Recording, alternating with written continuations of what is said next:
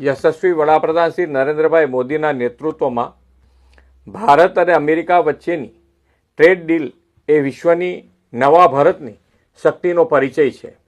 આ ડીલ માત્ર ઉદ્યોગ પૂરતી સીમિત નથી, પરંતુ બે મોટી અર્થવ્યવસ્થાના નાગરિકોના હિતમાં અને નવી તકોના સર્જન માટેની ડીલ છે.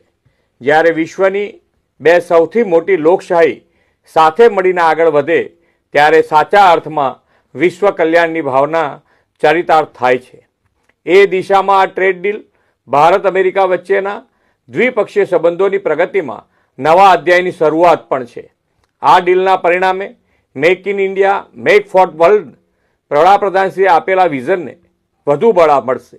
મેક ઇન ઇન્ડિયા ઉત્પાદનો પર યુએસ ટેરિફમાં 18% ઘટાડો એ ઉત્પાદન, એમએસએમઈ, નિકાસકારો અને રોજગાર સર્જન માટે નોંધપાત્ર પ્રોત્સાહન છે.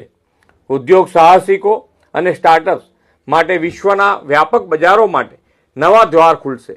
ગુજરાત મેન્યુફેક્ચરિંગ હબ સાથે textile, pharma, chemical, petroleum, gems and jewellery જેવા ક્ષેત્રોમાં લીડર છે.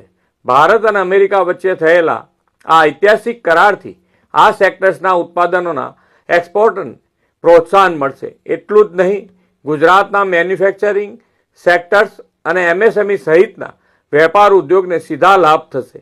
આ કરારથી ભારતની ગ્લોબલ ઇકોનોમી પ્રેઝન્સ પણ વધશે. વડાપ્રધાન શ્રી નરેન્દ્રભાઈ મોદીના નિર્ણાયક નેતૃત્વ અને સિટીઝન સેન્ટ્રિક ડિપ્લોમસીથી ભારત યુએસ સંબંધોથી વૈશ્વિક શાંતિ અને સમૃદ્ધિને પણ વેગ મળશે.